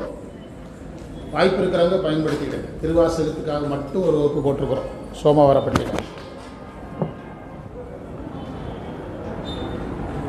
இறைவனுக்கு முன்னால் அமர்ந்து வேதம் பாடக்கூடிய இறைவனுக்கு முன்பு இருந்து யாழினை பாடினார். 3 புறங்களை மெரித்த பண்பையும் அதன் பொருட்டு தேரின் மீது நின்ற தன்மையையும் யானை உரித்த வரலாற்றினையும், என்ன வித்தியாசமான பாடலாக இருக்குது. காமனை காய்ந்த தன்மையையும் திருமாலுக்கு நான் அறிவதற்கு அறிவரான வரலாற்றையும் அடியார்க்கு எளியவரான தன்மையையும் அன்பினால் பாடக்கெட்டு இறைவன் திருவருளினால். வித்தியாசமான மந்திரம், பெரிய புராணத்தில் இப்படி ஒரு மந்திரமே கிடையாது. ஒரே மந்திரத்தில் சேக்கிழார் இத்தனை செய்தி சொல்கிறார். முப்புறம் எரித்ததை பாடினார், தேரில் நின்று முப்புறம் எரிக்கிறதுக்காக தேரில் இறைவன் நின்றதை பாடினார், யானை தோலை உரித்ததை பாடினார், காமனை காய்ந்ததை பாடினார், அயன்மால் அறிய முடியாதபடி அண்ணாமலையாரன் என்னாத பாடினார். இதையெல்லாம் இறைவன் கேட்டு அருள் செய்தார் அப்படின்னு ஆரம்பிக்கிறார். திரிபுரம் எரித்தவாறும் தேர்மிசை நின்றவாறும் கரியினை உரித்தவாறும் காவனை காய்ந்தவாறும். நல்லா இருக்கல மந்திரம், அழகாக இருக்கு. பெரிய புராணத்தில் ஒரு பாட்டு சொல்லுங்க, பஞ்சபுராணம் பெரிய புராணம் உலகலாம் நந்தோ, நமக்கு அதுதான் தெரியுது, வேற ஒன்றும் தெரிய மாட்டேது. இல்லைனா என்றும் இன்பம் பெருகும் இயல்பினால், அவ்வளோதான். அரியேற்கு அரியவாறும் அடியார்க்கு எளியவாறும் பரிவினால் பாடக்கேட்டு பரமனார் அருளினாலே. அற்புதமான மந்திரம். முப்புறங்களை எரித்ததை சைவ சித்தாந்தப்படி 3 மலங்களை இறைவன் நீக்குகிறார் என்று எடுத்துக்கொள்ளணும். வருகிற தலைமுறைக்கெல்லாம் நம்ம கதை சொல்லிகிட்டு இருந்தோம்னா எந்த பயனும் கிடையாது. இப்போ இருக்கிற தலைமுறையெல்லாம் கேள்வி கேட்கிற தலைமுறை. நீங்கள் அந்த பிள்ளைய தலைமுறை இடத்துல நம்ம கொஞ்சம் எல்லாத்தையுமே அறிவியல் பூர்வமாக பேசக்கூடாது, அறிவுபூர்வமாக பேசணும். அறிவியல் பூர்வமாக பேசணுங்கிறான். இப்போ புதுசாக நிறைய பேர் ஆன்மீகத்தை அறிவியல் பூர்வமாக பேசக்கூடாதும்பாங்க. எனக்கு வேத உபனிஷத்து சொல்லிக் கொடுத்த குரு, அதற்கு அவங்க ஒரு காரணம் சொல்லுவாங்க. ஆன்மீகத்துக்குள் அறிவியல் அடங்கும், அறிவியலுக்குள்ளே எது அடங்காது? ஆன்மீகம் அடங்காது. இன்னைக்கு கட்டடக்கலைன்னு ஒன்று சொல்கிறோம். இந்த கோயில் கட்டுற கட்டடக்கலை இவங்க சொல்லி கொடுத்ததா நமக்கு? ஃபிசிக்ஸுங்கிறா. இந்த ஃபிசிக்ஸிலேருந்து தான் கோயில் கட்டடக்கலை வந்துதா? அது எப்போவோ வந்துட்டு உண்டா இல்லையா? அசோகர் அமைத்த அந்த இரும்பு தூணை எப்படி செஞ்சாருன்னு இன்றைக்கு வரைக்கும் கண்டுபிடிக்க முடியல. இன்றைக்கி இருக்கிற சயின்டிஸ்டால் கண்டுபிடிக்க முடியல. துருப்பிடிக்காத இரும்பு எப்படி கண்டுபிடிச்சாங்கன்னு இன்றைக்கு வரைக்கும் அவனால் கண்டுபிடிக்க முடியல, இவனாலையும் செய்யவும் முடியல. அதை அந்த குரு சொல்லுவாங்க, ஆன்மீகத்துக்குள் அறிவியல் அடங்கும், அறிவியலுக்குள் எது அடங்காது? ஆன்மீகம் அடங்காது. ஆன்மீகத்தை அறிவியலை தனக்குள் அடக்கி கொண்டது தான் என்னது? ஆன்மீகம். அதாவது நீங்கள் இஸ்ரோவில் ஒரு செயற்கைக்கோளை ஏவுறாங்கன்னா அதுக்கு முந்தின நாள் அது சம்மந்தப்பட்ட அறிவியல் அறிஞர்கள் திருப்பதியிலையோ பழனிக்கோ அல்லது திருச்செந்தூருக்கோ வர்றாங்க. அதிலிருந்து புரிஞ்சுக்கிடணும் அறிவியல் எதற்கு அடங்குகிறது? ஆன்மீகத்திற்கு அடங்குறது. இப்போ புதுசாக நிறைய பேர் நம்ம ஆட்களை தப்பு பண்ணுறான். ஆன்மீகத்தை அறிவியல் பூர்வமாக சொல்லணும், அப்படி சொல்லக்கூடாது, சொல்லவே கூடாது, தப்பும்பாங்க அந்த குரு. எனக்கு உபனிஷத்து சொல்லிக் கொடுத்த குரு அப்படி சொல்லவே கூடாது. ஆன்மீகம் வேறு, அறிவியலை ஆன்மீகமாக சொல்ல வேண்டிய கட்டாயம் கிடையாது. இப்போ நீங்கள் ஒரு தேவாரத்தை பாடி பூம்பாவை சாம்பலிருந்து வந்தாங்க, அது அறிவியல் பூர்வமாக நிரூபிச்சிருவீங்களா? என்ன நடந்தது, அதில் நடந்த கெமிக்கல் ரியாக்ஷன் என்னன்னு உங்களால் சொல்ல முடியுமா? அந்த வேலையே ஆகாத வேலை அப்படிம்பாங்க. சரியா? அதனால் அரியேற்கு அரியவாறும் அடியவர்க்கு முப்புறம் எரித்ததை நம்ம அப்படி எடுத்துக்கிடணும். யானைத்தோலை உரித்ததை சைவ சித்தாந்தத்தில் நம்முடைய அறியாமையை நீக்குதல்னு சொல்லியிருக்கிறோம். யானைத்தோல் உரித்தார்னு கதை சொல்லிக்கிட்டே இருக்கிறோம். ஏன் உரித்தார்னு கடைசி வரைக்கும் நம்மளால் சொல்ல மாட்டான். சைவ சித்தாந்தம் சொல்லுது, யானைத்தோலை உரித்தல் என்பது உன்னுடைய அறியாமையை நீக்குதல். அதற்கான ஒரு குறிப்பு கதை அது. அதேபோல் ஆசை கடவுள் என்று சொல்லக்கூடிய மன்மதனை எரித்தது, அந்த கதையை நீங்கள் திரும்ப திரும்ப படிக்க படிக்க என்ன ஆகும்னா நமக்குமே ஆசைகள் என்ன செய்ய ஆரம்பிக்கும்? குறைய ஆரம்பிக்கும். அதுதான் அந்த கதையை சொல்கிறாங்க. இறைவன் ஆசை கடவுளை எரித்தார் என்பதன் பொருள் ஆசை கடவுளை எரிக்கல, ஆசையை எரித்தார் என்பதன் பொருள். பற்றுகளை எரித்தல். அந்த மன்மதன் ரதி, ஆசையும் பற்றும், கணவன் மனைவிங்கிறது ஆசையும் பற்றுன்னு சொல்லுவாங்க. அந்த உபனிஷத்து குரு சொல்லுவாங்க, ஆசையும் பற்றும் தான் மன்மதன் ரதி. அதை இறைவன் பார்த்தார், நெற்றி கண்ணை திறந்தார், எரித்தார்கிறார், நடந்தது உண்மை. ஆனால் அதை நீங்கள் அறிவுபூர்வமாக சொல்லிக் கொடு, சித்தாந்த பூர்வமானு வச்சுடுங்களேன், சித்தாந்த அடிப்படையில் சொல்லிக் கொடுக்கணும். அதுக்காக இதை என்ன படுத்திக்கிட்டே இருக்கக்கூடாது, என்ன படுத்திடக்கூடாது, அறிவியல் படுத்தவும் கூடாது. இப்போ நம்முடைய சிதம்பரம் நடராஜர் கோயில், சிதம்பரம் நடராஜர் இருக்கிற இடம் பிரபஞ்சத்தினுடைய மையப்பகுதின்னு அன்னைக்கு ஆகம நிபுணர்கள் கண்டுபிடிச்சிருக்காங்க. அன்னைக்கு நம்ம சொல்கிற சயின்ஸ் எதுவுமே கிடையாது, நம்ம சொல்கிற எந்த சயின்ஸும் கிடையாது. நவகிரகங்களுக்கு இந்தந்த வண்ணத்தில் ஆடை கட்டணும்னு நம்ம பெரியவங்க கண்டுபிடிச்சிருக்கிறாங்க. அங்கே போய் பார்த்தா இங்கே என்ன ட்ரெஸ்ஸு கட்டுறாங்களோ அந்த ட்ரெஸ்ஸில் தான் அந்த கிரகம் இருக்குது. செவ்வாய் கிரகம் சிவப்பாக இருக்குது, சனி கிரகம் கருப்பாக இருக்குது. அதையெல்லாம் எப்படி கண்டுபிடிச்சாங்க அப்படின்னா, நீங்கள் சமயத்துக்குள்ளே எதை கொண்டு இணைக்கக்கூடாது. இன்னைக்கு ஆன்மீகவாதி ஆன்மீகத்தை அறிவியலாக பேசிட்டா பெரிய சாமியார். ஆனால் எனக்கு தெரிஞ்சு ஞானிகள் அதை மறுக்கிறாங்க, அப்படி செய்யக்கூடாதுங்கிறாங்க, மறுக்கிறாங்க. இப்போ போகர் ஒரு நவபாஷாணத்தில் ஒரு சிலையை செஞ்சார், இன்னைக்கு செஞ்சு கொடுத்துறான். அதே மாதிரி சிலை செஞ்சு கொடுத்துரு, அதுக்கு ஒரு பேசுவோம். ஒரு சிலையை முதல்ல செஞ்சு கொடு, அதுக்கு ஒரு பேசுவோம், உண்டா இல்லையா? அந்த போகருடைய நவபாஷண சிலைக்கு பின்னால் முருகனுடைய அருள் இருக்குது, அறிவியல் கிடையாது. அதனால் அவ்வாறு அந்த ஆசைக்கடவுளை எரித்தல் என்பது, ஆசைக்கடவுளை எரித்த வரலாறு நமக்கு என்ன சொல்லுதுன்னா, அந்த வரலாறுக்கு நீங்கள் முக்கியத்துவம் கொடுத்தால், நான் ஒரு முக்கிய செய்தியை சொல்கிறேன், நமக்கு பற்று குறையணும்னா அந்த வரலாற்றுக்கு முக்கியத்துவம் கொடுக்கணும். என்ன குறைய ஆரம்பிக்கும்? பற்றுகள். எல்லாருக்கும் பற்று குறையணும்னு கிடையாது, வயதுக்கேற்ற பற்றுகள் குறையும். ஒரு கல்லூரி பையன் ஒரு சினிமா நடிகருடைய படம் ரிலீஸ் ஆகிற அன்னைக்கு போய் முதல் டிக்கெட் எடுத்தால் தப்பு கிடையாது. நம்ம வயசில் போய் எடுக்க முடியாது, நம்ம வயசில் எடுக்க முடியாது. நம்ம அந்த வயசில் நாம் எடுத்திருந்தா கரெக்ட். இப்போ நம்ம சினிமா பார்க்க போகிறது யாருக்கும் என்ன செய்யக்கூடாது, தெரியக்கூடாது. நான் சினிமா பார்த்து 25 வருஷம் இருக்குது, நான் போகிறேன்னு முடிவு பண்ணிடாதீங்க. நான் தியேட்டருக்கு போய் சினிமா பார்த்து 20 வருஷத்துக்கு மேலே, 20-25 வருஷமாக இருக்கும். அப்போது நம்ம அந்த வயதுக்கேற்ற தொழிலுக்கேற்ற பண்புகளை நம்ம என்ன செய்கிறோம், உருவாக்கி கொள்ளுகிறோம். அந்த ஆசை கடவுளை எரித்தல் என்பது, ஆசை போகணும்னா அந்த வரலாறு அதுக்காக நமக்கு இருக்குது. ஒவ்வொரு உயிருக்கும் என்ன போகணுமோ அதுக்கு ஒரு கதை. அரியருக்கு அறியவாரும் திருமாலும் பிரம்மதேவனும் அடிமுடி தேடினார்கள். அடி தேடியவர் திருமால், முடி தேடியவர் பிரம்மன். தேடிய நோக்கம் என்ன? தங்களில் யார் கடவுள் என்று கண்டுபிடிக்க, மறந்துடக்கூடாது. கடவுளை கண்டுபிடிக்க அல்ல, கடவுளை கண்டுபிடிக்கிறதுனா தான் ஜோதியா நிற்கிறார கும்பிட்டுருக்கலாம். அடிமுடி யார் கண்டுபிடிக்கிறாரோ அவர் பெரிய கடவுள். அது சிவன் சொல்கிறார், நீங்கள் 2 பேரும் இல்லை, நான் தான் பெரிய கடவுளுங்கிறாரு. யாரா நின்று? அண்ணாமலை யாரா நின்று காட்டுறார். ஆங்காரம் தவிரார் பதைப்பு ஒடுங்க, திருவாசகம் சொல்ல, ஆங்காரம் தவிரார்கான் சாளலோ, பதைப்பு ஒடுங்க திருவாசகம். அவங்க கடவுள்களுக்கே நம்ம பெரிய கடவுள் என்ற எண்ணம் என்ன செய்கிறது, இருக்கிறது. அதை நீக்கிறதுக்காக இறைவன் அந்த கஷ்டப்படுறார். அண்ணாமலை யாரா நிற்கிறார். அடியார் அரியருக்கு அறியவாரும் அடியார்க்கு எளியவாரும். சிவபெருமான் அடியவருக்கு எளியவர், அடியவர்களுக்கு எளியவராக இருக்கிறார். கனவிலும் தேவர்க்கு அரியோய் போற்றி, நனவிலும் நாயர்க்கு அருளினை போற்றிங்கிறார் மாணிக்கவாசர். தேவர்களால் கனவுல கூட பார்க்க முடியல, ஆனால் நான் பட்ட பகல்ல உன்னை பார்த்தேங்கிறார் மாணிக்கவாசர். ஏனென்றால் தேவர்கள் இறைவனை வணங்குவது அவங்க நல்லா இருக்கிறதுக்காக. நம்ம அதை விரிவாக சொல்லியிருக்கிறோம். வாழ்த்துவதும் வானவர்கள் அவர்கள் நல்லா இருக்கிறதுக்காக. நாம் நல்லா இருக்கிறது இருக்கட்டும், நாம் என்ன நினைக்கிறோம், இன்னைக்கு பொழுது பிரச்சனை இல்லாமல் போனால் சரின்னு நாம் சாமி கும்பிடுறோம். தேவர்களுக்கு ஒரு பிரச்சனையும் கிடையாது. அவங்களுக்கு என்னென்னா எல்லாரும் நம்மளை கும்பிட்டுக்கிட்டே இருக்கணுங்கிற ஆசை தான். அதனால் அடியவருக்கு எளியவராக இருக்கிறார் இறைவன். பல்லவ மன்னன் கோயில் கட்டுறான், அரியவன். பூசலார் கோயில் கட்டுறாரு, எளியவர். எங்கே வந்தார், எந்த கோயிலுக்கு வந்தார்? அதுதான் எளியவர். திருநாவுக்கரசர் யாத்திரை போகிறாரு, பசி நேரம்.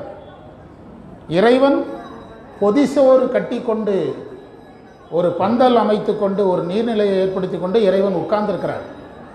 ஒரே ஒரு சிவனடியார் சாப்பிடலைங்கிறதுக்காக சிவபெருமான் பொதிசோறு கட்டி கொண்டு திருநாவுக்கரசரை சாப்பிட வைக்கிறதுக்காக உட்கார்ந்துருக்கிறார்.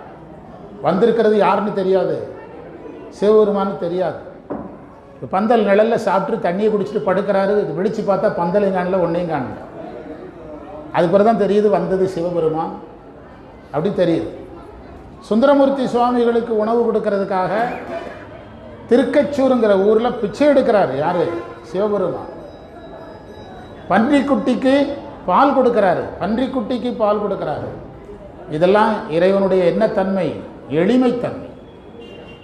அடியார்களுக்கு தன்னை எளியவனாக்கி கொள்ளுபவன் இறைவன். அதையெல்லாம் எவ்வளோ அழகான பாடல். பரிவினால், பரிவினா அன்பு, அன்பினால் பாடக் கேட்டு பரமனார் அருளினாலே வானத்தில் எழுந்த ஓசையானது, அன்பினால் பாணர் பாடும் சத்தத்தையுடைய ஆளினது தரையில் உள்ள குளிர்ச்சி தாக்கினால் நரம்புகளில் இறுக்கம் சிதையுமாதலால் அழகிய பலகையை முன்னால் நீங்கள் இடுங்கள் என்று கூறிற்று. இறைவன் அசரீரியாக பேசுகிறார். பாணர் நல்லா பாடுறாரு, யாழை தரையில் வச்சு பாடுறாரு. இந்த தரையில் உள்ள குளிர்ச்சி யாழுக்கு போச்சுதுன்னா நரம்பு எல்லாம் முறுக்கு போயிடும், அதனால் ஒரு பலகை கொடுங்கிறாரு. அசரீரியாக பேசுகிறார். யார்? இறைவன். இசையை முதல்ல காப்பாற்றினது அவர் தான் போல் தெரியுது. யாழினுடைய இசையை காப்பாற்றுறார். அதனால் ஒரு பலகை போட்டு கொடுங்க என்று அசரீரியாக பேசுகிறார். அந்த எத்தனாவது மந்திரத்தில் பார்க்கிறோம்? அந்தரத்தில் அந்த சத்தம் கேட்குது. செந்தமிழ் பாணரும் திருவருளை பெற்று அதனில் அமர்ந்து இருந்தனர். அதில் உட்கார்ந்து பாடும்போது யாழுக்கு தரையினுடைய குளிர்ச்சி தாக்கம் கிடையாது. அதில் ஒரு வார்த்தையை பயன்படுத்தினார், செந்தமிழ் பாணருங்கிறார். அதைத்தான் நான் உங்ககிட்ட 10 நிமிஷம் தனியாக பேசினேன். பாணர் பாடினது தமிழ் பாட்டு, இறைவன் பாடுவது வேதம். ரெண்டையும் சேக்கிழார் ஏன் பதிவு செய்தார்னா அவருக்கு ரெண்டுமே பிடிக்கும்னு அர்த்தம்.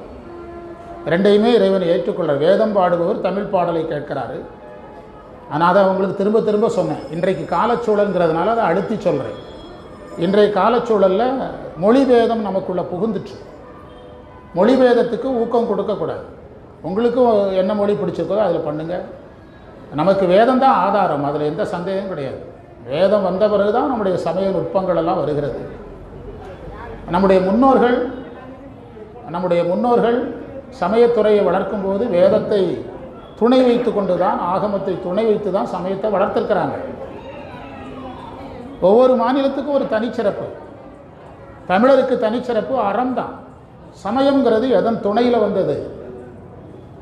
வேதத்தினுடைய துணையில் வந்தது தான் சமயத்துறை நமக்கு. திருமூலரே திருமந்திரத்தை எதன் அடிப்படையில் தான் எழுதுகிறாரு? ஆகம சமஸ்கிருதத்திலிருந்து தான் திருமந்திரத்தை எழுதுகிறாரு. திருமூலர் சொந்தமாக எழுதலை. நிறைய பேர் திருமூலர் சொந்தமாக எழுதினதாக சொல்லிட்டு இருக்கிறாங்க. ஆகமத்தில் இருக்கிறத மொழிபெயர்த்தார் திருமூலர். ஆகமத்தில் இருக்கிற விஷயத்தை எடுத்து தான் ப்ராக்டிஸ் பண்ணி பார்த்தார். ஒரு கான்செப்டுக்கு 1 இயர் ப்ராக்டிஸ் பண்ணி முடித்த உடனே அது பாட்டாக மாணவர்கிட்ட சொன்னார். அது சக்ஸஸ்ன உடனே எப்படி ஒரு மாத்திரையை சோதித்து பார்த்து நம்ம விற்பனைக்கு விடுறோமோ அது மாதிரி அதை எழுதி ஏடாக மாற்றினார். இப்போ திருமந்திரத்தில் 1ஆம் தந்திரம், 2ஆம் தந்திரம், 3ஆம் தந்திரம்னு சொல்கிறோங்களா? தந்திரம்னா என்ன அர்த்தம்?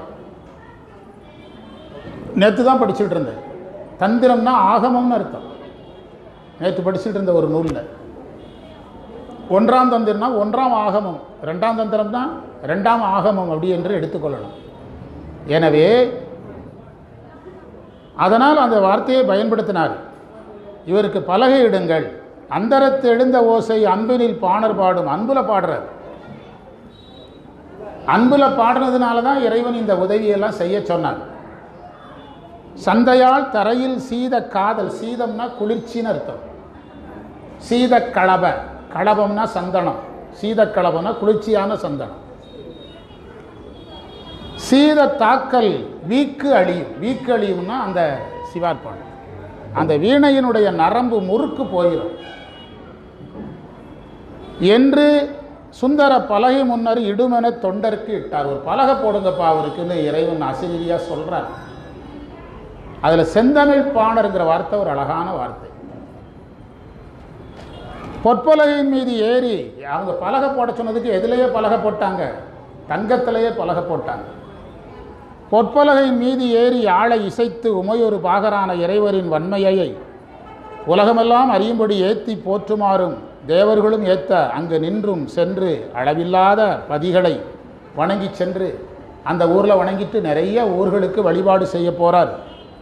தேவர் உலகின் ஆட்சியை விட்டு வந்து திருவாரூரை ஆட்சி செய்கின்ற தியாகேச பெருமான் வீட்டிற்கும் திருவாரூரை அடைந்தார். எந்த ஊருக்கு வந்துட்டார்? திருவாரூருக்கு வந்துட்டார். ஒரே மந்திரத்தில் சைக்கிளார் எந்த ஊரில் கொண்டு விட்டுட்டார்? திருவாரூரில் கொண்டு விட்டுட்டார். என்ன சொல்கிறாரு? வானத்தில் எழுந்த ஓசையானது அன்பினால் பாணரிடும். பொற்பலகை அவருக்கு இட்டாங்க, அதில் அமர்ந்தார். இறைவனுடைய தன்மையை பாடினார். உலகமெல்லாம் அறியும்படி ஏற்றி போற்றினார். இறைவனுடைய பெருமையை உலகமெல்லாம் எடுத்து சொல்லணும். அந்த சமயத்தவர்களுடைய கடமை அதை அவர் செய்தார்.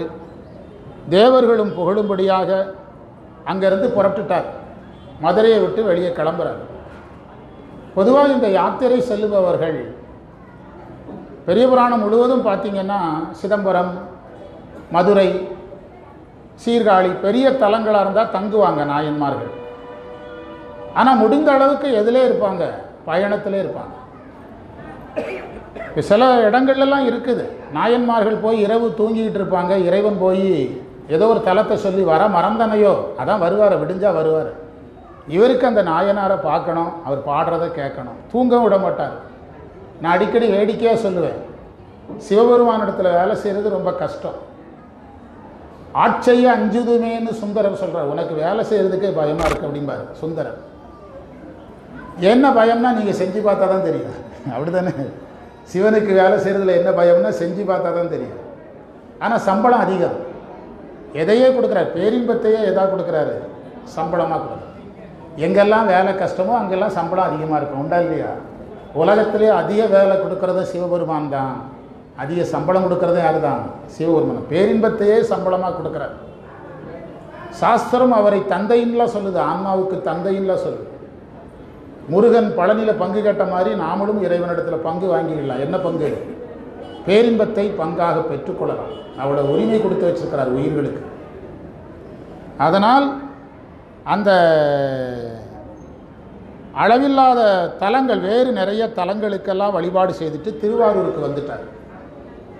சமயத்துறையில் இருக்கிற நாம பொதுவாக நம்ம 2 வகையான யாத்திரை போகிறோம். சுற்றுலா யாத்திரையை இதில் இணைக்கக்கூடாது. பொதுவாக நம்ம இளைய தலைமுறை எதைத்தான் விரும்புவாங்க? அவங்கள விட்டுறணும் தனியாக. தடையே பண்ணாமல் 2-3 தடவை விட்டுறணும். நாம் திடீர்னு கிளம்பணும். அப்போ கேட்பாங்க, நீங்கள் எங்கே போறீங்க, நீங்கள் எங்கே போனீங்க? அப்போ நான் கேட்டேனே அப்படின்னு நம்ம கிளம்பிடணும். வருடத்தில் நான் ஒரு மினிமமாக 4 முறை சொல்லியிருக்கிறேன். வருடத்தில் மினிமம் 4 முறை. ஒரு முறை கிளம்புனா 2 நாள். 3 மாதங்களுக்கு ஒரு முறைங்கிறது தான் நாமும் 12 4 முறைன்னு சொல்கிறோம். 8 நாள் யாத்திரை நாள்னு வச்சுக்கிடலாம். ரொம்ப ஓவராகவும் என்ன செய்யக்கூடாது, போகக்கூடாது. நான் உங்ககிட்ட சொல்லியிருக்கிறேன், இதெல்லாம் அடியார்களுக்கு தெரியாது. என்கிட்ட ஒருத்தர் சொன்னாங்க, ரொம்ப ஓவராக யாத்திரை போனாங்க. நான் கூப்பிட்டு சொன்னேன், அவங்களுக்கு இப்போ வரைக்கும் கோபம். உங்களுக்கு நான் சொல்லி 10 வருஷம் இருக்கு. ஓவராகவும் யாத்திரை போகக்கூடாது, தொழில் கிடக்கூடாது, குடும்பத்தில் கெட்ட பேர் வரக்கூடாது. அதுக்கு அந்த அம்மா சொல்லிச்சுது, கால்கை நல்லா இருக்கும்போது தானே யாத்திரை போக முடியும். உங்களுக்கு என்ன, நான் போனால் உங்களுக்கு என்ன வருது? கால்கை நல்லா இருக்கும்போது யாத்திரை போகிறேன். நான் கேட்டேன், கால்கை நல்லா இல்லைன்னா போக மாட்டீங்க அப்படி தானே? ஆமாம். அப்போ கால்கை நல்லா இல்லைம் போது வீட்டில் உட்காந்து மருமகாட்ட டீ போடு, காப்பி போடு, சுடுதண்ணி போடுன்னா அந்த அம்மா என்ன சொல்லும்? பக்கத்து வீட்டில் போய், டீச்சர் நீங்களே சொல்லுங்கள் மனசாட்சியோட. இந்த அம்மா நல்லா தெம்பாக இருக்கும்போது பேக்கை தொங்க போட்டுக்கிட்டு என்னது திருவாரூர் போகிறேன், சிதம்பரம் போகிறேன், திருவண்ணாமலை போகிறேன்னு டவுன் பஸ் ஏறி அல்லது ஏதோ கேபிஎன் பஸ் ஏறி கிளம்பி போயிட்டு இப்போ நடக்க முடியல. இந்த அம்மா உட்காந்துக்கிட்டு வெந்நியை போடு, தண்ணியை போடுனா நான் என்ன செய்கிறது? இந்த அம்மா ஒரு 100 கிராம் வெங்காயத்தை கூட உரிச்சது கிடையாது.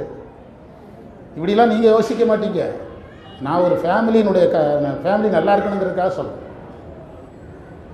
ஈரோட்டில் இப்போ ஒரு வயசானம்மா சொல்லுது என்கிட்ட, 80 வயசு இருக்கும். எல்லா வேலையும் முடிச்சு வச்சுட்டு தான் சார் வகுப்புக்கு வரேங்குது. எத்தனை வயசு இருக்கும்? 80 வயசு இருக்கும். எல்லா வேலையும் முடிச்சு வச்சுட்டு தான் வகுப்புக்கு வர்றேன். அங்கே ஒரு ஐ கேம்ப் நடந்தது. ஐ கேம்ப் டாக்டர் வந்துட்டார். இந்த மைக்கில் கேட்டுகிட்டே இருந்திருக்கிறார். வந்துட்டார், என்கிட்ட பேசினார். அவர் முதல் கேள்வி என்ன, எல்லாம் லேடிஸாக இருக்காங்க அப்படின்னா. என்ன லேடிஸாக இருக்காங்க அப்படின்னா, அந்த ஈரோடு நகரம் தொழில் நகரம் இல்லை. ஆண்கள்லாம் அவ்வளோ ஈஸியாக என்ன செய்ய முடியாது, வகுப்புகளுக்கெல்லாம் வர முடியாது. ரொம்ப நேரம் பேசிட்டு போனார் அந்த டாக்டர். அதில் ஒரு அம்மா சொல்கிறாங்க, எல்லா வேலையும் முடித்து வச்சுட்டு தான் நான் வர்றேன். நான் தேவார பாடசாலையில் 5 வருடத்துக்கு முந்தி சொன்னேன், நீங்கள் சைவம் பண்ணுங்கள், எந்த கோயிலுக்கு வேணாலும் போங்க, எந்த ஊருக்கு வேணாலும் போங்க. இப்போ உங்கள் வீட்டுக்கு நான் ஃபோன் அடித்து கேட்டால் உங்கள் மகளோ கணவரோ மாமியாரோ மருமகனோ யாரோ இவங்க சமயம் பண்ணுறதுனால எங்கள் வீட்டில் இப்படி ஒரு தொந்தரவுன்னு சொல்லக்கூடாது. நீங்கள் சமயம் பண்ணுறேங்கிற பேரில் அற வாழ்க்கையில் எந்த குறையும் என்ன செய்யக்கூடாது, வைக்கக்கூடாது. அது நிறைய பேர் பார்த்தீங்கன்னா சமயம் பண்ணுறவங்க வீட்டில் போய் பார்த்தீங்கன்னா நல்ல பேர் இருக்காது, வீட்டில் நல்ல பேர் இருக்காது. ஏன்னா வீட்டில் எந்த கடமையும் என்ன செய்கிறதில்ல. பைய தொங்க போட வேண்டியது, பஸ் ஏற வேண்டியது, திரும்ப அங்கே வேலை முடிஞ்சால் பஸ் ஏறி வர வேண்டியது, இப்படியே இருந்தால் வீட்டில் எப்படி நல்ல பேர் வரும்? அப்படி நான் விளையாட்டாக சொல்கிறேன், நீங்கள் நினைக்கலாம். 75 முதல் 80 வயசு உடைய 4 பெரியவங்க ஆண்கள் பஞ்சாயத்தை நான் பேசினவன், அதனால் சொல்கிறேன். அவங்க ஃபேமிலி பஞ்சாயத்தை நான் தான் கையாளுவேன். திடீர்னு கிளம்பி போயிடுவார், வாத்தியாருக்கு ஃபோன் பண்ணிட்டாங்க, போக மாட்டார். அவருக்கு வயசு 75, எனக்கு வயசு 55. என்ன சொல்கிறாரு, நீங்கள் இவர் இங்கே இருக்கிற பலருக்கு தெரியும். அந்த ஒருத்தர் இருந்தார், நம்ம யூகேபிஐயா குடியில் வந்து திருவாசகம் முற்றோதல் தொடங்கப்பட்ட காலத்தில் நம்ம கூடவே இருந்தார். கொடக்காரர்னு சொல்லுவாங்க ஒருத்தர். நடராஜையா கூடவே இருந்தார், கொடக்காரரும்பாங்க. அவர் இந்த ஆர்டிஓவோ ஏதோ ஒரு பதவியில் இருந்தவர். ஆமாம், பிடிஓவாக இருந்தவர். சண்முக சுந்தரம் அவர் பேர். அவரை மாதிரி 4 பேர். அவங்க 4 வீட்டு பஞ்சாயத்து என் வேறில் தான் இருந்துச்சு. நான் தான் அந்த பஞ்சாயத்துக்கு போகணும். நான் சந்தித்ததை சொல்கிறேன். காரணம் என்னென்னா, சமயத்தில் காட்டிய தீவிரம் எதில் போச்சுது? வீட்டில் எல்லாம் பஞ்சராகி போச்சு. அவர்கிட்ட கேளுங்க. அவங்க அப்பாவுக்காக ஒரு ரூம்பே கட்டி வச்சார், அந்த ரூம்லேயும் தங்கலை. கடைசியில் அவர் இறந்த பிறகு அந்த குடும்பத்தவர்கள் அவர் மேல் மன வருத்தப்பட்டாங்களே தவிர அவர் மேலே பெருசாக பாசம் காட்டலை. அப்போ வக்கீல் சோமசுந்தர ஐயாலாம் இருந்தார், யூகேபியா சோமசுந்தர ஐயா. நாங்கள்லாம் போய் ஒரு முற்றோதெல்லாம் பண்ணிட்டு வந்தோம். அவர் பயன்படுத்தின புக்கையெல்லாம் அவர் இறந்து 1 வாரத்துக்குள்ளே தூக்கி காலுக்குள்ளே தூக்கி வீசிட்டாங்க. எங்களுக்கெல்லாம் ஃபோன், யார் வேணாலும் எடுத்துகிட்டு போக, மிச்சம் இருந்ததில் லைப்ரரிக்கு போயிருன்னு சொல்லி லைப்ரரி கொடுத்துட்டாங்க. நிறைய புக்கை, ஒரு புக்கை கூட பயன்படுத்தலை. கற்பகத்தில் உள்ள அத்தனை புக்கை வச்சுருந்தார். எதற்காக சொல்கிறேன்னா, சமயம் பண்ணும்போது எதுலேயும் கவனமாக இருக்கணும், குடும்ப கடமைகள்லேயும் ரொம்ப கவனமாக இருக்கணும். இப்போ என்னுடைய பையன் அவனுடைய பேரில் கார் லோன் வாங்கியிருக்கிறான். திடீர்னு கூப்பிடுவான், அப்பா பணம் அனுப்பியிருக்கிறேன், லோன் கட்டிட்டு நாளைக்கு விவரத்தை சொல்லுங்கப்பா. 11 மணிக்குள்ள பேங்க்கில் பணத்தை கட்டி அந்த ஸ்லிப்பை வந்து செல்ஃபோனில் படம் எடுத்து அனுப்பிடுவேன். நம்மளை கூப்பிட்டு கேட்கக்கூடாது, கட்டியாச்சான்னு கேட்கக்கூடாது. ஆமாம், பாடத்துக்கு வருவோம். என்ன சொன்னார்? திருவாரூருக்கு வந்துட்டார். பொற்பலையின் மீது ஏறி, அதெல்லாம் பார்த்துட்டோமா? கோயிலின் வாயிலின் முன்று இயமனை உதைத்து உருட்டிய பெரிய உண்மையையும் தாயினு மிக்க பெருங்கருணையும் கருணையினை அடியாருக்கு அளிக்கும் குளிர்ந்த பேரருள் திறத்தையும் பொருந்தி யாழிலே அமைத்து பொருத்தி பாட இறைவன் கேட்டார். அதன் வழியே உள்ளே புகுந்தார். வடக்கு திக்கில் பாணருக்கு என்று வேறு வாசல் அமைச்சு உள்ள அடைச்சாங்க. அங்கே வடக்கு பகுதியில் இவருக்குன்னு தனியாக ஒரு வாசல். அதை திடீர்னு மாற்ற முடியாது. திடீர்னு பாணர் வந்துட்டார் வழி விடுங்கன்னு சொல்ல முடியாதுல்ல. ஒவ்வொரு ஊர்லேயும் ஒரு நடைமுறை. மதுரையில் ஒரு வகையான நடைமுறை, திருவாரூரில் ஒரு வகையான நடைமுறை. கோயிலின் வாயிலில் முன்னடைந்து கூற்றம் செற்ற பெருந்திரளும் யமனை உதைத்த பெருந்திரள். இறைவன் யமனை உதைத்தார் அப்படிங்கிற கதையை சொல்லிக்கிட்டே இருக்கிறோம். யமனை உதைத்தார் என்ற கதை நமக்கு என்ன சொல்லுதுங்கிறத சொல்கிறது கிடையாது. மார்க்கண்டேயனுக்காக யமனை உதைத்தார். மார்க்கண்டேயர்கிட்ட என்ன சொன்னார்? உனக்கு இனிமேல் வயது என்றும் 16. அப்படின்னா என்ன அர்த்தம்? காலம் என்ற தத்துவம் உன்னை கடந்து போகாது, நீ எதை வென்று வாழ்வாய். அப்படி சிவபெருமான் ஒருவரால் தான் சொல்ல முடியும். ஏன்னா சிவபெருமான் தான் காலத்தை தன்னுடைய கட்டுப்பாட்டில் வச்சிருக்கிறார். ஆலந்தான் உகந்து அமுது செய்தானை ஆதியை அமரதொழியைத்தும் சீலம்தான் வெறிதும் உடையானை சிந்திப்பார் அவர் சிந்தையுளானை ஏலவார் குழலாள் உமை நங்கை என்றுமேத்தி வழிபடப் பெற்ற காலகாலனை. சிவபெருமானுக்கு காலகாலேஸ்வரர். என்ன காரணம்னா, எல்லா கடவுள்களும் காலத்துக்கு கட்டுப்படுகிறார்கள். சிவன் காலத்தை தன்னுடைய கட்டுப்பாட்டில் வைத்திருக்கிறார். அவர் நினைச்சா நம்மை காலத்தை கடத்தி அழைச்சிட்டு போக முடியும். இப்போ மகாபாரதம் நம்ம முழுசாக படித்தோம், பேசணும். டீச்சர் சொன்னாங்க அடிக்கடி மகாபாரதத்துக்கு போயிடுறாருன்னு. கடைசியில் மகாபாரதம் முடியும் போது கால தத்துவம் வந்துடுது. அவ்வளவு பெரிய திருவிளையாடலை புரிந்த கிருஷ்ண பரமாத்மாவே எதை சந்திக்கிறாரு? கால தத்துவத்துக்கு கட்டுப்பட்டு மரணத்தை சந்திக்கிறார். அவர் இறந்த வரலாறும் எதில் சொல்லப்படுகிறது? மகாபாரதத்தில் சொல்லப்படுகிறது. பாண்டவர்கள் இறந்த வரலாறு சொல்லப்படுகிறது. எல்லாருமே என்ன தத்துவத்துக்கு கட்டுப்படுறாங்க? ஆனால் மார்க்கண்டேயரை கால தத்துவத்தை கடத்தி அழைச்சிட்டு போறார். மார்க்கண்டேயருக்கு மட்டும் அப்படி ஒரு சலுகை இறைவன் கொடுத்தார்னா அது அவருடைய அளவற்ற பக்தி. அவர் ஏதோ திடீர்னு ஒரு நாள் கிளம்பி போய் அந்த காலயத்தில் வழிபட்டு இறைவன் அவரை உதைக்கலை. அதற்கு முன்பு ஏராளமான சிவாலயங்களை வழிபட்டுட்டு வந்திருக்கிறார். அடிப்படையில் ஒரு மிகப்பெரிய சிவபக்தராக இருந்ததுனால அவருக்கு அந்த சலுகை என்ன செய்யப்பட்டது? வழங்கப்பட்டது. எல்லாருக்காகவும் வழங்கப்படலை. இப்போ அபிராமி பட்டரே யமன் வரும்போது என்னை காப்பாற்றுங்கன்னு ஒரு இடத்துல கூட பாடவே இல்லை. அபிராமி பட்டரே யமன் வரும்போது நீங்கள் மார்க்கண்டேயரை காப்பாற்றுன மாதிரி என்னை காப்பாற்றுங்கன்னு சொல்லவே இல்லையே. நீங்கள் வாங்கன்னு தான் சொல்லுவார். நீங்கள் வேணால் எடுத்து பாருங்கள். வந்து எதிர் நில், எனக்கு முன்னால் நில்லு, அப்படி தான் சொல்லுவாரை தவிர, ஏனென்றால் எல்லோரும் எதற்கு கட்டுப்பட்டவர்கள்? காலத்துக்கு கட்டுப்பட்டவர். ஆனால் கால தத்துவத்தை கடத்தி அழைத்து செல்லவும் யாரால் முடியும்? இறைவனால் முடியும். திருமூலருக்கு கூட 3000 ஆண்டுன்னு ஒரு பைண்டிங் இருந்தது. ஆனால் மார்க்கண்டேயருக்கு அந்த பைண்டிங்கும் கிடையாது. திருமூலர் அந்த 3000 ஆண்டு என்பதை தன்னுடைய யோகத்தால் அடைந்தார். ஆனால் மார்க்கண்டேயர் தன்னுடைய பக்தியினால் அதை அடைந்தார். எதை வெல்வதை? காலத்தை வென்று செல்வதை பக்தியினால் அடைந்தார். அதனால் அதை அந்த வரலாறுகளெல்லாம் எடுத்து பாடினார். தாயின் நல்ல பெருங்கருணை அடியார்களுக்கு அளிக்கக்கூடியவன் இறைவன். தாயிற் தயாவான தத்துவனே. தயா அப்படின்னா அருள்னு அர்த்தம். தயா என்ற சொல்லுக்கு அருள் என்று பொருள். தாயிற் தயாவான தத்துவனே மாணிக்கவாசகர் சொல்றார். அந்த தாயினும் ஆயின செய்யும் ஆழ்வார் சொல்றார். அம்மா தாயை விட நல்லது செய்யக்கூடியது இறைவனுடைய நாமம்னு சொல்றார். தமிழர் மரபுல தாயை விட பெருசாக நம்ம எதையும் சொல்ல மாட்டோம். மாதா பிதா குரு தெய்வம் அப்படிதான் சொல்கிறோம். அது எங்கள் ஆசிரியர் வேறு மாதிரி சொல்லுவார். மாதா பிதா குரு தெய்வம்னு சொல்கிறது. மாதா தெய்வம், பிதா தெய்வம், குரு தெய்வம், தெய்வம் அப்படின்னு முடிப்பார். நான் அதை கொஞ்சம் வேறு மாதிரி சொல்லிக் கொடுப்பேன் பசங்களுக்கு. யார் ஒருவர் தாயினுடைய வழி நிற்கிறார்களோ அவர்களுக்கு அறம் கிடைக்கும். தந்தை வழியில் நிற்பவர்களுக்கு பொருள் கிடைக்கும். குரு வழியில் நிற்பவர்களுக்கு மகிழ்ச்சி கிடைக்கும்.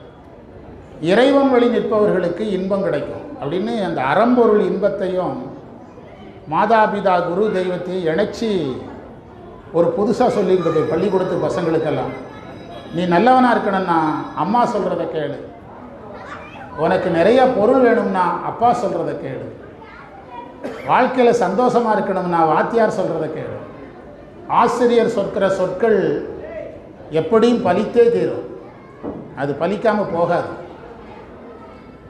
அதாவது மூமு இஸ்மாயில் அப்படின்னு ஒரு நீதிபதி இருந்தார். எம்எம் இஸ்மாயில்னு சொல்லுவாங்க. கம்பராமாயணத்தில் வைணவர்களை விட பெரியாள், இஸ்லாமியர் ஆனால் வைணவர்களை விட பெரியாள். நிறைய நூல்கள் எழுதியிருக்கிறார். ஒரு காலத்தில் நான் அவர் நூல்களெல்லாம் நிறைய படிப்பேன். அவர் படிக்கிற காலத்தில் அவர் படித்த பள்ளிக்கூடத்தில் என்ன செய்கிறாங்கன்னா, நீதிபதி வேடம் போட்டு நடிக்கணும். அப்போ தமிழ் வாத்தியார் இவரை நீதிபதி வேடம் போட விட மாட்டேங்கிறார். யாரை? எம்எம் இஸ்மாயிலை போட விட மாட்டேங்கிறார். அவர் தமிழ் வாத்தியார்கிட்ட போய் சொல்லி அழுகிறாரு. வேறு எவனுக்கெல்லாமோ கொடுக்குறாரு, எனக்கு தரமாட்டேங்கிறாங்கிற. இஸ்மாயில், நீ உறுதியாக நீ நிஜமாக நீதிபதி ஆகிற போ அப்படிங்கிறார். ஆக்சுவலாக என்ன ஆகிட்டாரு? நிஜமாக நீதிபதி ஆகிறா, இதே பள்ளிக்கூடத்துக்கு வர்ற, நான் கண்ணால் பார்க்குறேன் அப்படின்ட்டார். ஆனால் நடந்தே போச்சு. நிஜமாக நீதிபதி ஆகிறாரு. என்னது? அப்போ அந்த பள்ளிக்கூடத்துக்கு அவர் நீதிபதி பள்ளிக்கூடத்துக்கு வர்றதுக்கு வாய்ப்பு இல்லைல்ல. நம்ம வாத்தியார் சொன்னதெல்லாம் நடந்துட்டு நீதிபதி ஆகிட்டோம். ஆனால் நம்ம வாத்தியார் சொன்ன மாதிரி பள்ளிக்கூடத்துக்கு போக முடியும்னு யோசித்தாராம். அவர் தற்காலிகமாக அவருக்கு இந்த கவர்னர் பொறுப்பு தான் இடையில ஏதோ ஒரு நேரத்தில். அப்போ கவர்னர் பொறுப்பில் இருக்கும்போது அந்த பள்ளிக்கூடத்துக்கு வர வேண்டியது வந்துட்டு தான். பள்ளிக்கூடத்துக்கு வரும்போது இவர் அங்கே இருக்கிறார், ஆசிரியர் விழாவுக்கு வந்திருக்கிறார். வாத்தியாருடைய வார்த்தை ஒரு நாள் என்ன செய்யாது, ஒரு நாள் தவறாது. அது பலித்தே தீரும். புரியுதா? அதுதான் தாயில் நல்ல பெருங்கருணை. அதான் மாதா பிதா குரு தெய்வம். மாதா பிதா குரு தெய்வம். அதனால தான் பட்டினத்தாருடைய பாடல்களில் பட்டினத்தார் சொல்கிறார் பாருங்க, ஐயிரண்டு திங்களாய் அங்கமெல்லாம் வந்து வெற்று கையலென்ற போது வரிந்தெடுத்து செய்யவிரு கைப்புறத்து ஏந்தி கனகப்பால் தந்தாளை எப்பிறப்பில் காண்பேனி முந்தி தவம் கிடந்து 300 நாள் சுமந்து அந்தி பகலாய் என்னை ஆதரித்து தொந்தி சரிய பெற்ற தாயார் தமக்கோ எரிய தளல் மூட்டுவேன். பட்டினத்தார் தன்னுடைய தாயாருக்கு நெருப்பினால் மூட்டலை, அவருடைய பாடி முடிக்கவும் தானாக நெருப்பு வந்துச்சு அவருடைய தாயாருடைய உடம்புக்கு. விறகு கட்டையில் தான் அவருடைய தாயார் உடம்பை அடுக்கியிருந்தாங்க. அவர் விறகெல்லாம் எவ்வளவு உடம்புல குத்தும், இதெல்லாம் உங்களுக்கு யோசனையே கிடையாதான்னு வாழை மட்டையில் படுக்க வைக்கிறார் அவங்க அம்மா. அவர் பாடிய ஒரு 10 பாடலில் தானாக என்ன செய்கிறது, தீப்பிடிக்கிறது. இப்போதான் சொல்கிறார், ஐயிரண்டு திங்களாய் அங்கமெல்லாம் வந்து பெற்று பையன் பிறந்திருக்கிறான்னு காட்டினாங்களா அவங்க அம்மாக்கிட்ட. இவரை பையலென்ற போது பரிந்தெடுத்து செய்யிரு கைப்புறத்து ஏந்தி கனகப்பால் தந்தாளை எப்பிறப்பில். எங்கள் அம்மாவை நான் இன்னும் எந்த பிறப்பில் பார்ப்பேன், அவருக்கு பிறவியே கிடையாது, ஆனால் அவருக்கு எங்கள் அம்மாவை எந்த பிறவியில் பார்ப்பேங்கிறார். முந்தி தவம் கிடந்து 300 நாள் சுமந்து அந்திப்பகலாய் என்னை ஆதரித்து தொந்தி சரிய பெற்ற தாயார் தமக்கோ எரிய தளல் முட்டுவேன் அப்படின்னு அழுதுகிட்டே பாடுறார். 10 பாடல் பட்டினத்தார் பாடல். அந்த தாயை விட மேலானவன் இறைவன்கிறது சாஸ்திரம். தாயை விட மேலானவன் இறைவன்கிறத ஆந்திராவில் நிர்வகிச்சிடலாம், கர்நாடகாவில் நிர்வகிச்சிடலாம், தமிழ்நாட்டில் பேசுகிறது கஷ்டம். ஏன்னா நம்முடைய அறம் தாயில் சிறந்த கோயிலும் இல்லை, தந்தை சொல்மிக்க மந்திரம் இல்லை இப்படின்னு யாரை முன்னிறுத்தியே வந்திருக்கிறது. அப்போ சாமியை விட அம்மாவை உயர்த்தி சொல்லணும், அம்மாவை விட சாமியை உயர்த்தி சொல்லணும். சைவ சித்தாந்த அறிஞர்கள்ட்ட கேட்டாங்க, ஏதாவது ஐடியா சொல்லுங்கள், அம்மாவை விட சாமியை உயர்த்தி சொல்கிறது கஷ்டம் பெற்ற தாயை விட. அவங்க சொன்னாங்க, இப்போ வீட்டில் ஒரு குழந்தைக்கு உடம்புக்கு சரியில்லை, டாக்டர் சொல்கிறாரு நைட்டு 12 மணி நேரம் யாராவது கம்பல்சரி குழந்தை கூட முடிச்சிருக்கணும், 1 மணி நேரத்துக்கு ஒரு தடவை சுடு தண்ணி கொடுங்க, ஏதாவது தாகம்னா ஏதாவது கொடுங்க அப்படின்னு சொல்கிறாரு டாக்டர். யார் முடிச்சிருப்பா கடைசி வரைக்கும்? அம்மா முடிச்சிருக்கோம். அம்மாவுக்கு தூக்கம் வருமா வராதா? வரும். அங்கே தான் சிக்கலை. அம்மாவுக்கு என்ன வரும், எவ்வளோ நேரம் வரும்? சில வினாடிகள் வரும். அந்த சில வினாடிகள் வந்ததில்லை, அது யாருக்கு கிடையாது? இறைவனுக்கு கிடையாது. இப்படி 7 காரணங்களில் அதில் முக்கிய காரணம் இது. அம்மாவுக்கும் தூக்கம் வரும், ஆனால் யாருக்கு வராது? இறைவனுக்கு வராது. இறைவனுக்கு நம்ம பள்ளியறை பூஜை நம்மளாக பண்ணுறோம், அவர் சாகமும் சொல்லுது பண்ணுறோம். பள்ளியறை பூஜை பண்ணின பிறகு உங்களுக்கு 9 மணிக்கு மாரியம்மனை கும்பிடணும். இப்போ நீங்கள் அண்ணாமலையாரை நைட்டு 10 மணிக்கு கூப்பிடணும், உங்களுடைய கட்டாய தேவை. சாமிக்கு பள்ளியறை பூஜை பண்ணியாச்சு, ரெஸ்ட் எடுப்பார், எங்கே டிஸ்டர்ப் பண்ணி என்னைக்காவது யோசித்தீங்களா? நைட்டு 10 மணி 11 கூப்பிட்றீங்களா, அண்ணாமலையா அப்படின்னு கூப்பிட்றீங்கள, அப்போ வருவார்னு நம்புறீங்கல்ல. அப்போ நாம் செய்த அந்த பள்ளியறை பூஜை என்பது ஒரு சம்பிரதாயம், ஆகம சம்பிரதாயம். சாமிக்கும் ஒரு சம்பிரதாயம் உண்டு, அந்த சம்பிரதாயம். ஆனால் அந்த தாய்க்கு என்ன உண்டு? அந்த உறக்கம் உண்டு. அதில் அருணை வடிவேல் முதலியார் ஒரு அழகான காரணம் சொன்னார், அபூர்வமான காரணம். எந்த தாயாக இருந்தாலும் ஏற்றுக்கொண்டு தான் ஆகணும். ஒரு தாய்மையுற்று இருக்கிறாள். இந்த தாய்மையுற்று இருக்கிற காலத்தில் மணலை சாப்பிட்றா, புளியங்காயை சாப்பிட்றா, புளிப்பான உணவுகளை சாப்பிட்றா. டாக்டர் சொல்கிறாரு இது எல்லாமே வயிற்றில் இருக்கிற குழந்தைக்கு ஆபத்துன்னு சொல்கிறாரு. வயிற்றில் இருக்கிற குழந்தைக்கு ஆபத்து என்று தெரிந்து சாப்பிட்றால, இது சாமி செய்வாரா? எவ்வளோ பயங்கரமான கேள்வி, பயங்கரமான கேள்வி. வயிற்றில் இருக்கிற குழந்தைக்கு ஆபத்து, மணல் திங்கக்கூடாது, புளி சாப்பிடக்கூடாது, மாங்காய் திங்கக்கூடாதுன்னு சொன்னாலும் அந்த தாய் சாப்பிட்றால. அப்போது இதை யார் செய்ய மாட்டா? 7 காரணங்கள் சாஸ்திரத்தில் வச்சுருக்காங்க. அதனால் தாயில் நல்ல பெருங்கருணைனார். ரொம்ப சிம்பிளாக மனசாட்சியோடு சொன்னால், ஒரு பிறவியில் தான் நம்ம அம்மா நம்ம கூட வர முடியும். ஆனால் இறைவன் என்ன செய்யணும்? எல்லா பிறவிலையும் நம்ம கூட வரணும். தாய் நினைத்தாலும் நம்ம கூடவே வர முடியுமா? மகனே, உன் மேலே எனக்கு அளவற்ற பாசம் இருக்கிறதுனால நீ எத்தனை வருஷம் உயிரோடு இருக்கிறியோ அத்தனை வருஷம் நான் உன் கூட வர முடியுமா? வர முடியாது. தாயில் நல்ல பெருங்கருணை அடியார்க்கு அளிக்கும் தன்னடியும் ஏயும் கருவியில் தொடுக்கிட்டு தொடுத்து அங்கு இட்டு பாட கேட்டு அங்கன் வாயில் வேறு வட திசையில் வகுப்ப புகுந்து வணங்கினார். வடக்கு பக்கமாக ஒரு வாசல் புதுசாக இவருக்கு. அதற்கான காரணம் முதல்ல பார்த்தோம். மதுரையில் பலகை போட்டு எல்லாம் செஞ்சிட்டாரு. ஆனால் சோழ நாட்டுக்குள்ளே திருவாரூரில் வேறு ஒரு முறையை யார் எடுக்கிறார்? இறைவன் எடுக்கிறார். எடுத்து வணங்குவதற்கு வழி செய்தார் என்று பார்க்குறோம். இன்னும் ஒரே ஒரு மந்திரம், திருவாசகத்தில் ஒரு மந்திரத்துக்கு பொருள் பார்த்துட்டு நம்ம நிறைவு பண்ணலாம். சரியா? திருவாசகத்தை ஞாபகப்படுத்த ஆள் வரல. என்ன டீச்சர்?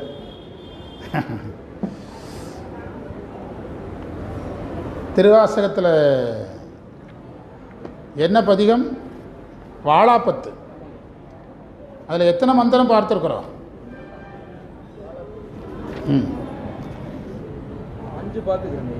5 மந்திரம் பார்த்துருக்குறோமா?